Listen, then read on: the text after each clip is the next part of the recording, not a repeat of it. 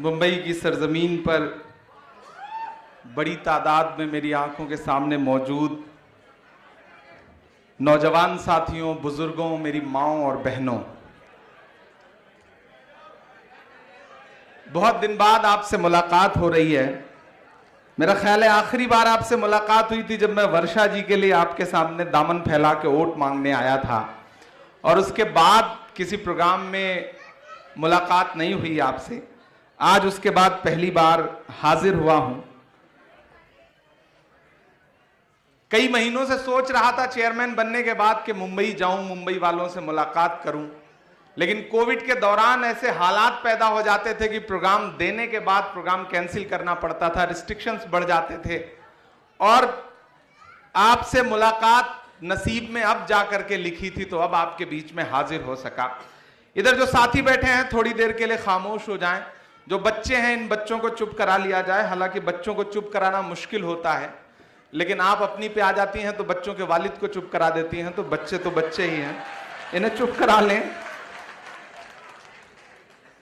न तेरा है न मेरा है ये हिंदुस्तान सबका है, न तेरा है न मेरा है ये हिंदुस्तान सबका है, नहीं समझी गई ये बात तो नुकसान सबका है, जो इसमें मिल गई नदियां वो दिखलाई नहीं देती, महासागर बनाने में मगर एहसान सबका है।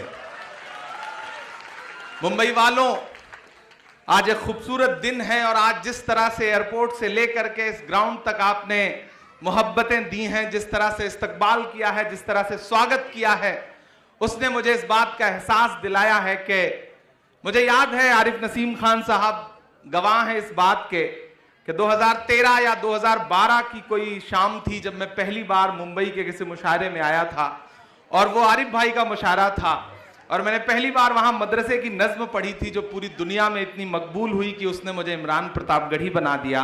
तो इस शहर से मेरा बड़ा गहरा रिश्ता है। असलम शेख साहब भाई की तरह हैं, उनकी भी दुआएं हमेशा मिलती रही हैं।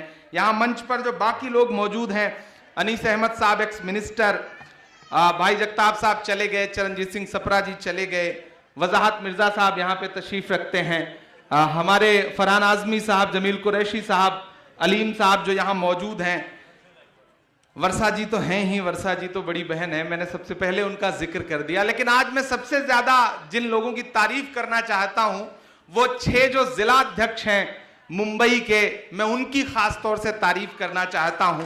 कयूम तंबोली साहब, आजम लेबाई साहब, फिरोज खान साहब, जोहेब साहब, सरवर खान और समीर अख्तर साहब, इन लोगों ने जिस तरह से आज माइनॉरिटी डिपार्टमेंट का जोश और जज्बा और ताकत दिखाई है, उससे मुझे एहसास हुआ है कि मुंबई का माइनॉरिटी डिपार्टमेंट देश के अच्छे माइनॉरिटी डिपार्टमेंट से, किसी भी प्रदेश के माइनॉरिटी डिपार्टमेंट से शानदार काम कर रहा है, इसमें कोई दो राय नहीं है। मैं इस बात के लिए आपकी तारीफ करता हूं।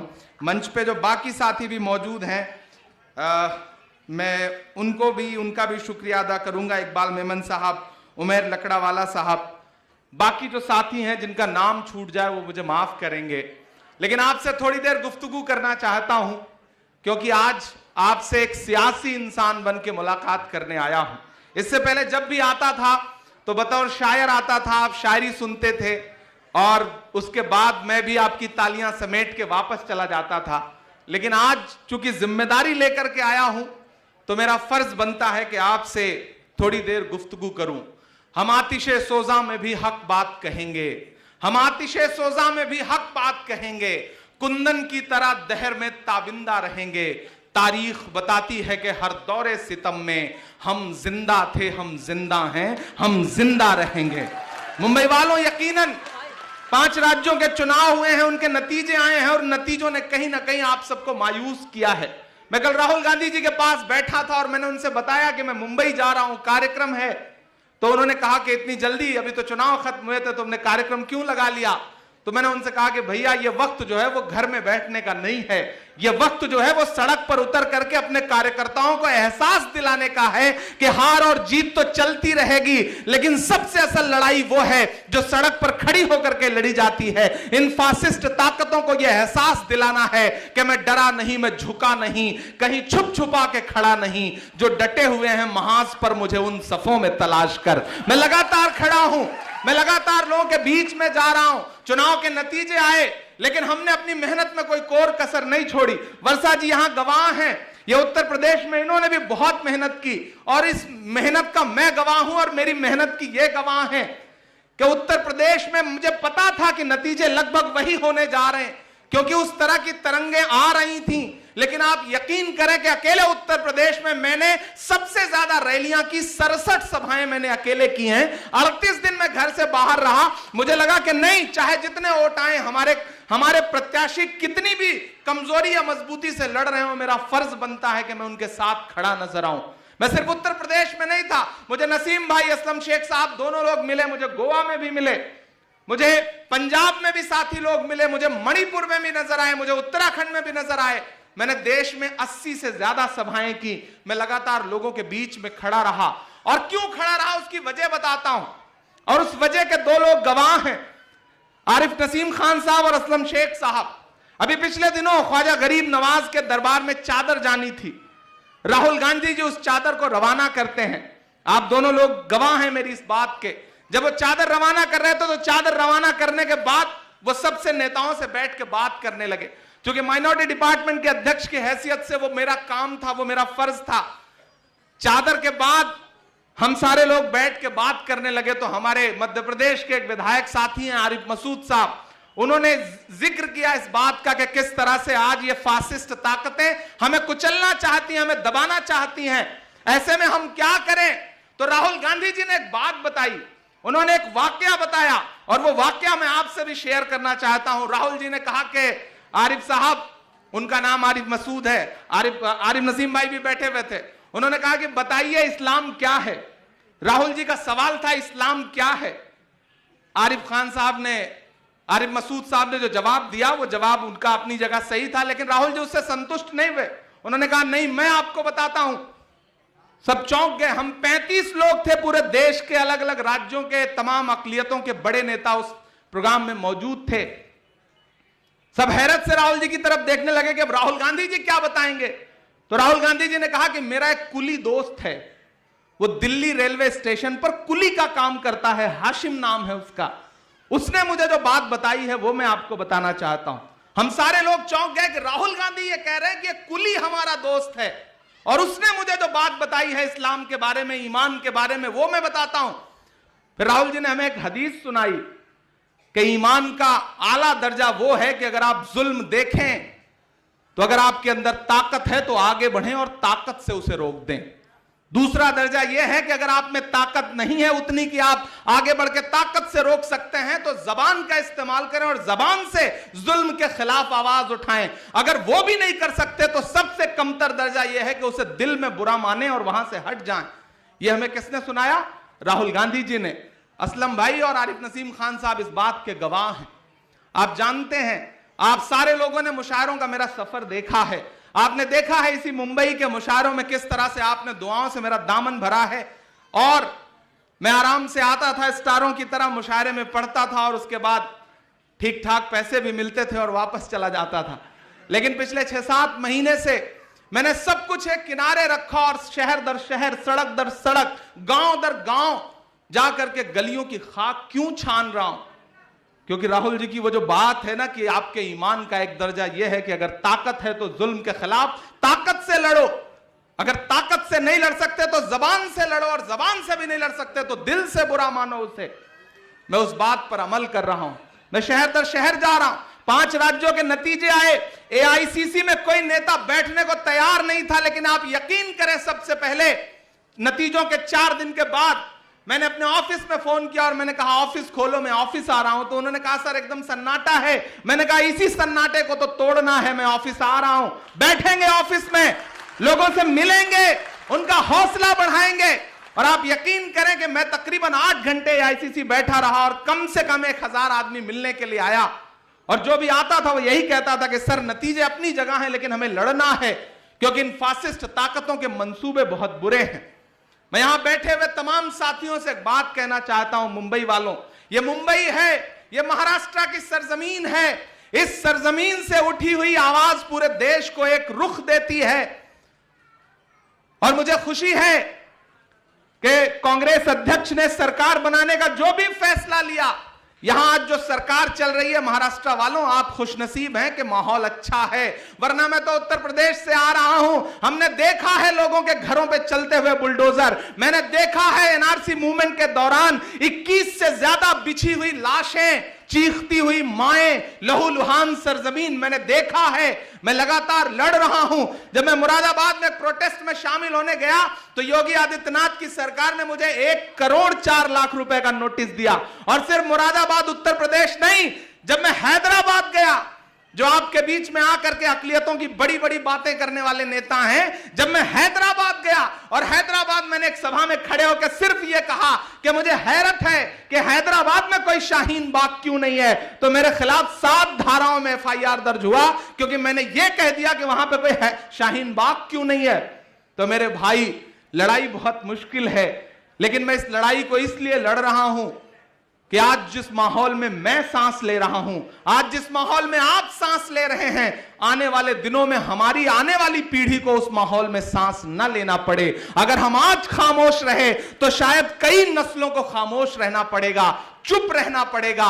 इसलिए मैं इस लड़ाई में आगे खड़ा हूं और मुझे खुशी है कि कांग्रेस अध्यक्ष सोनिया जी ने, बड़े भाई राहुल गांधी जी ने, प्रियंका गांधी जी ने मुझे एक जिम्मेदारी दी, मुझे माइनॉरिटी डिपार्टमेंट का नेशनल चेयरमैन बनाया।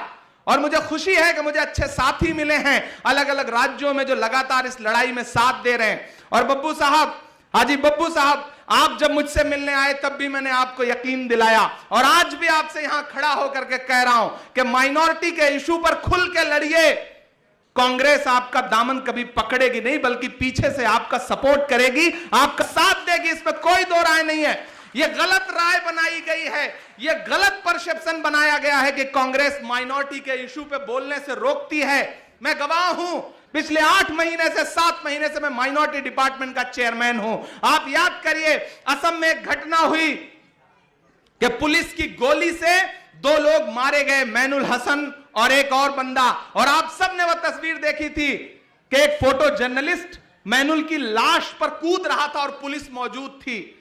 जब वो घटना हुई तो मैंने अपने साथियों से कहा, माइनॉरिटी डिपार्टमेंट के यहां वाहिद साहब बैठे हैं, अहमद साहब बैठे हैं, शम्स हैं, फरहान हैं, मैंने इन सारे साथियों से कहा कि हमें वहां चलना चाहिए, असम चलना चाहिए। तो मेरे कुछ पुराने साथियों ने कहा कि इमरान साहब इतनी तेजी अच्छी नहीं है, इस तरह खुल के नहीं आना चाहिए। मैंने कहा मैं सियासत में इसलिए नहीं आया हूं कि मैं अपनी जबान सिल लूं, मैं सियासत में इसलिए आया हूं ताकि आगे बढ़कर के अपने लोगों के लिए लड़ सकूं। मैं जाऊंगा और मुझे खुशी है कि मेरे पूरे डिपार्टमेंट के साथी मेरे साथ असम गए। हम असम गए, उन 2 परिवारों के पास गए, और आप यकीन करें जब हम वहां गए तो हमने देखा कि 1000 से ज्यादा लोगों के घर उजाड़े गए थे और वो कैंपों में रह रहे थे। और अल्लाह गवाह है कि शायद ही किसी के पैर में चप्पल रही हो, पहनने के कपड़े नहीं थे। और हमारे विभाग ने जाकर के उन दोनों परिवारों से मुलाकात की, हमारी जो हैसियत थी हमने उनको आर्थिक मदद भी की।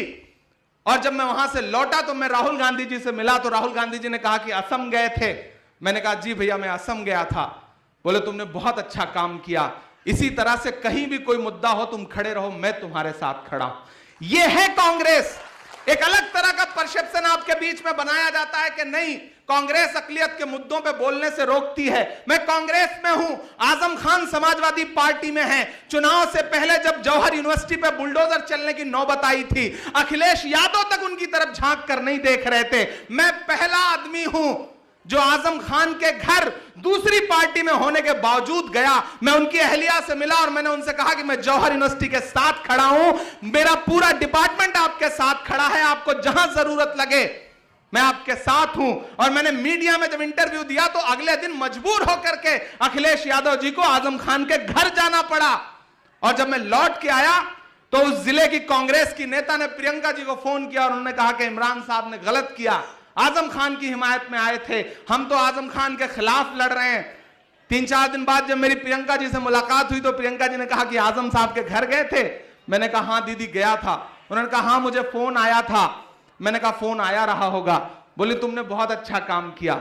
जहां भी इस तरह का मसला आए पार्टी मत देखना, जुल्म के खिलाफ अगर किसी दूसरी पार्टी में भी कोई इंसान है और उस पर जुल्म हो रहा है तो वहां जाकर के खड़े हो जाना। मैं तुम्हारे साथ खड़ी हूं।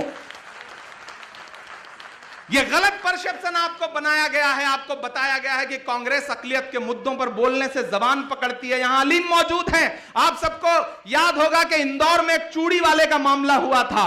चूड़ी वाले का मामला हुआ था। एक चूड़ी वाले को चूड़ी पहनाने के नाम पर आरएसएस के लोगों ने पीटा और अगले दिन मध्य प्रदेश के गृह मंत्री ने उसके खिलाफ कई धाराएं लगा करके उसे जेल भिजवा दिया। पहली बार ऐसा हुआ कि माइनॉरिटी डिपार्टमेंट के चीफ की हैसियत से मैंने उस समय जो वहां पे चेयरमैन थे उनको फोन किया और अलीम साहब मेरे पास आते थे और ये कहते थे कि मैं चेयरमैन बनना चाहता हूं। मैंने इनको फोन किया, मैंने कहा चेयरमैन बनना चाहते हैं तो जाइए और तस्लीम चूड़ी वाले के साथ खड़े होइए, उसकी जमानत कराइए, उसे बाहर निकाल के ले आइए। अगर आपने यह काम किया तो मैं पहला आदमी होऊंगा जो चेयरमैन बनाने के लिए आपकी सिफारिश करूंगा। और मुझे खुशी है कि तस्लीम चूड़ी वाले के केस में अलीम साहब आगे बढ़े और इन्होंने उसकी जमानत कराई, चूंकि खुद एडवोकेट हैं।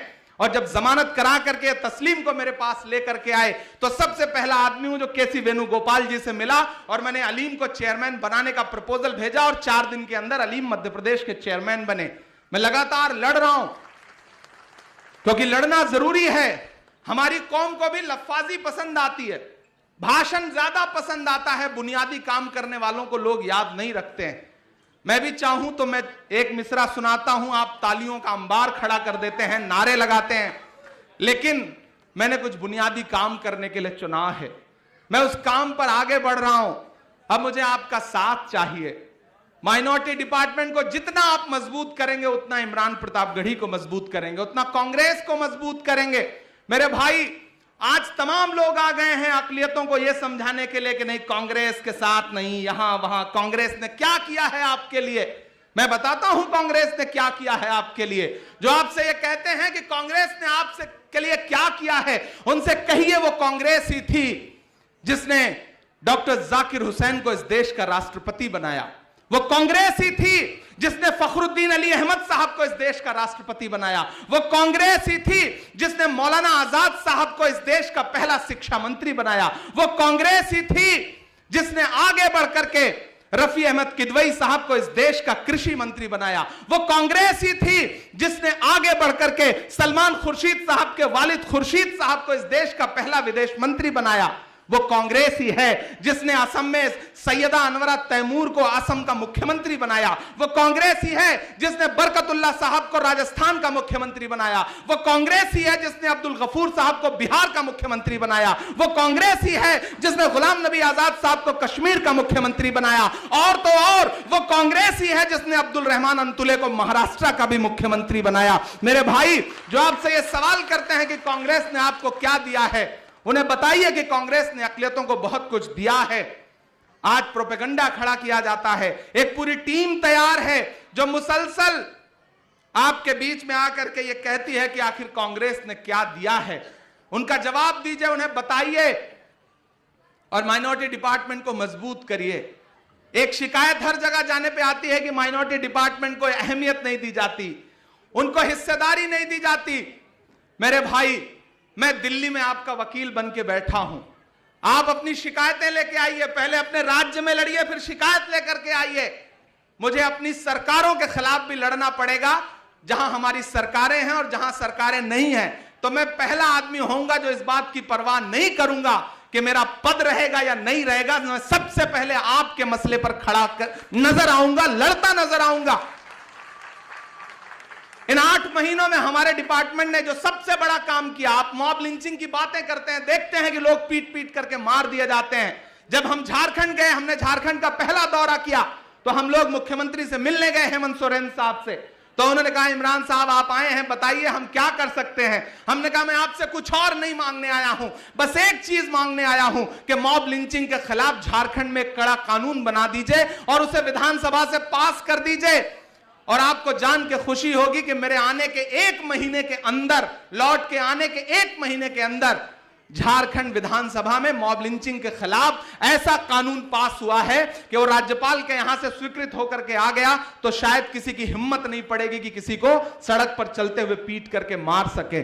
हम लोग लड़ रहे हैं, मुसलसल आपकी लड़ाई लड़ रहे हैं। और आज अपने कार्यकर्ताओं से मिलने आया हूं और मुझे खुशी इस बात की है कि बड़ी तादाद में यहां खवातीन बैठी हैं, मुझे अच्छा लगा, मैं अब तक जितने भी राज्यों में गया सबसे बड़ी तादाद में महिलाएं अगर कहीं दिख रही हैं तो वो मुंबई में नजर आ रही हैं। इस बात के लिए मैं खास तौर से आपको बधाई दूंगा। ये कांग्रेस पार्टी है जिसने उत्तर प्रदेश में एक प्रयोग किया और एक नारा दिया कि लड़की हूं लड़ सकती हूं। मैं अभी वर्षा जी के हाथ में देख रहा था कि अभी भी वो बैंड जो है वो लगा हुआ है लड़की हूं लड़ सकती हूं का।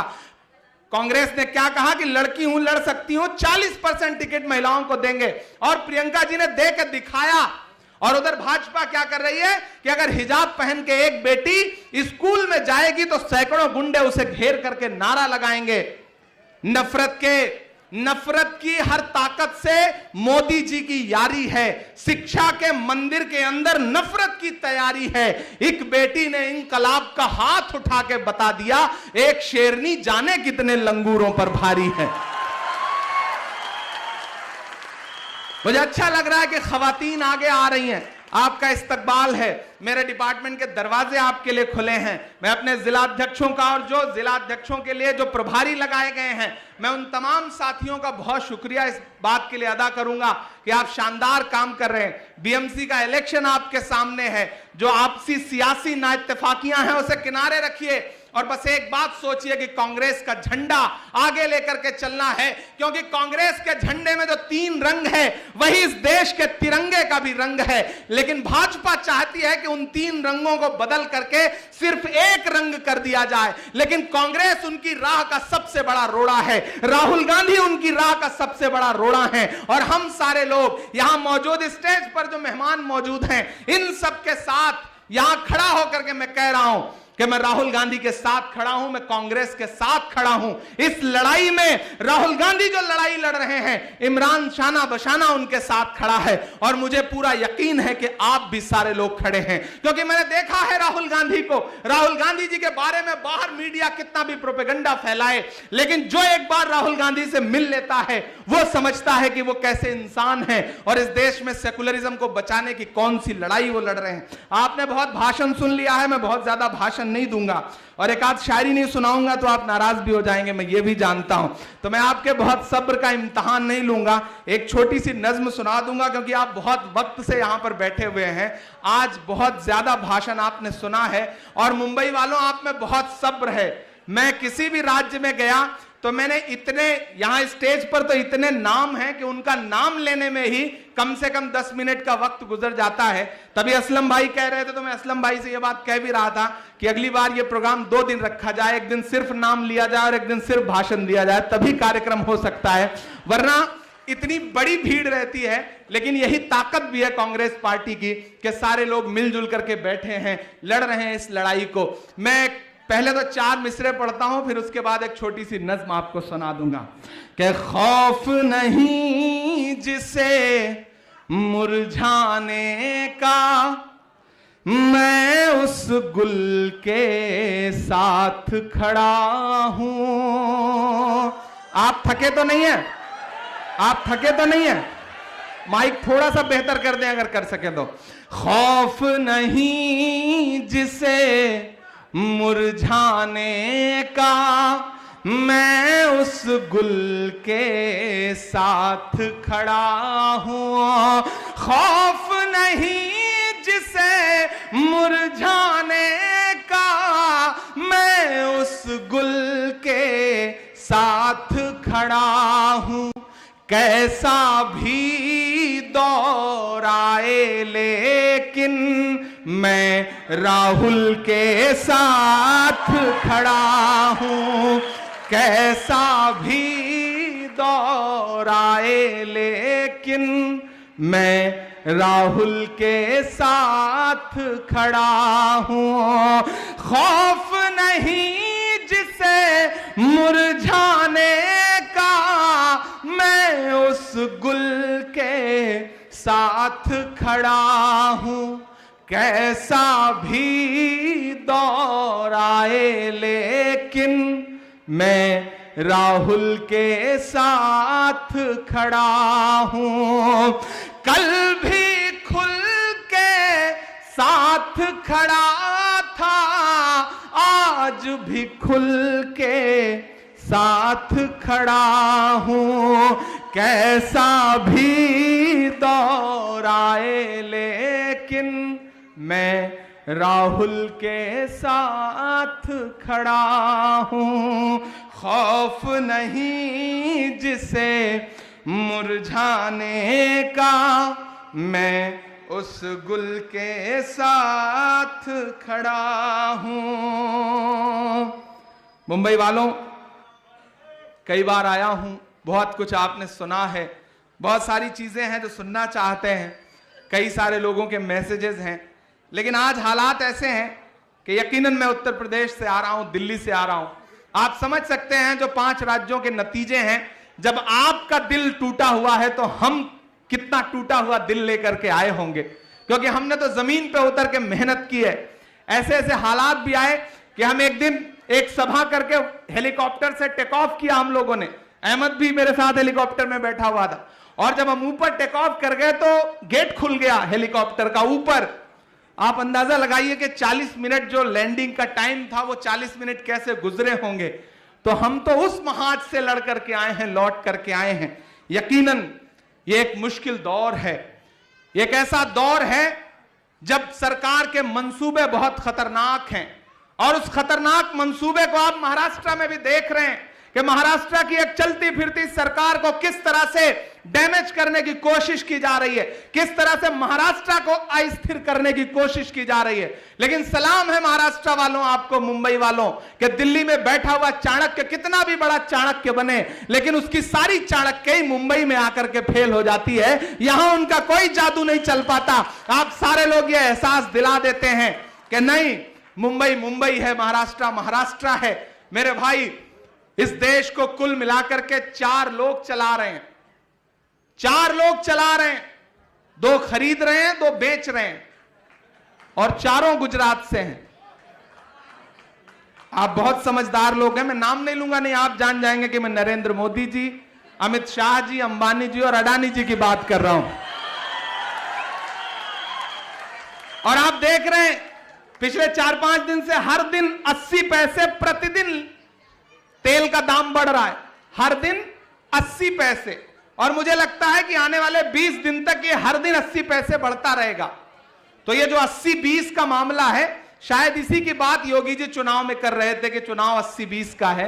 हर दिन 80 पैसा बढ़ता रहेगा तेल का दाम, और जब तक आपका तेल नहीं निचोड़ लेंगे, अपना पूरा हेलीकॉप्टर का खर्चा नहीं वसूल लेंगे, तब तक तेल के दाम इसी तरह वो बढ़ाए रखेंगे। लेकिन लड़ना तो है, क्योंकि खामोश बैठने से काम नहीं चलेगा। आप वो लोग हैं जिनके अजदाद ने, जिनके पुरखों ने आपसे ज्यादा मुश्किल वक्त देखा है, ज्यादा बड़ी लड़ाई लड़ी है। तो मैं आपके बीच में खड़ा हूं, और हौसले की बात करते हुए एक बहुत छोटी सी नज्म आपको सुनाता हूं कि एक बुरा दौर आया है, टल जाएगा। एक बुरा दौर आया है, टल जाएगा। वक्त का क्या है, एक दिन बदल जाएगा। एक बुरा दौर आया है, टल जाएगा। वक्त का क्या है, एक दिन बदल जाएगा। कि वक्त की नाब्ज पर हाथ रखे रहो। एक नेता शायद अपने लोगों से, अपने चाहने वालों से, अपने भाइयों से शायद यही कह सकता है कि वक्त की नाब्ज पर हाथ रखे रहो, और दुआओं को भी साथ रखे रहो। वक्त की नाब्ज पर हाथ रखे रहो, और दुआओं को भी साथ रखे रहो। अपने बच्चों में तालीम पैदा करो, अपने बच्चों में तालीम पैदा करो, और काबू में जज्बात रखे रहो। रब की रहमत पे हर पल भरोसा रखो, रब की रहमत पे हर पल भरोसा रखो, लड़खड़ाया कदम भी संभल जाएगा, एक बुरा दौर आया है टल जाएगा, वक्त का क्या है ये भी बदल जाएगा। यहां बहुत सारे लोग हैं, मेरा ख्याल है जो उत्तर भारत के होंगे। आप सारे लोग जो उत्तर प्रदेश, बिहार और तमाम सूबों से आते हैं, मुझे पता है आप उन सूबों के अपने लोगों के जब हालात देखते होंगे सियासी, तो आपको दुख जरूर होता होगा।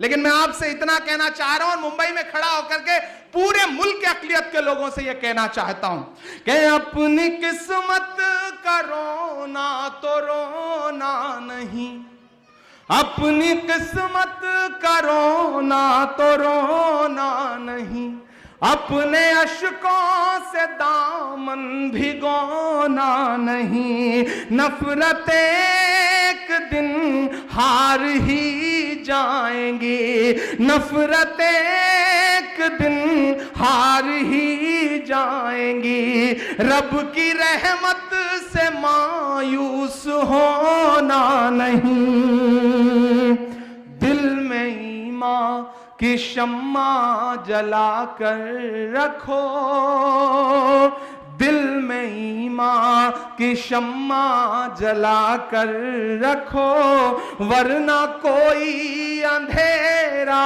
निगल जाएगा, वक्त का क्या है एक दिन बदल जाएगा, ये बुरा वक्त एक रोज टल जाएगा। और आखिरी मिसरे पढ़ता हूं, बहुत देर से आप सारे लोग बैठे हैं, हमें आपसे विदा भी लेना है, कि अपने अजदाद की सीख पढ़ते रहो, अपने पुरखों की तारीख पढ़ते रहो, हुक्मरानों की साजिश समझते हुए जुल्म पढ़ते रहो, चीख पढ़ते रहो, मुल्क में तुम बराबर के हकदार हो, मुल्क में तुम बराबर के हकदार हो, कोई चींटी नहीं जो कुचल जाएगा, वक्त का क्या है एक दिन बदल जाएगा, एक बुरा वक्त आया है टल जाएगा। एक बार फिर से मुंबई अल्पसंख्यक विभाग के तमाम साथियों का बहुत शुक्रिया अदा करता हूं।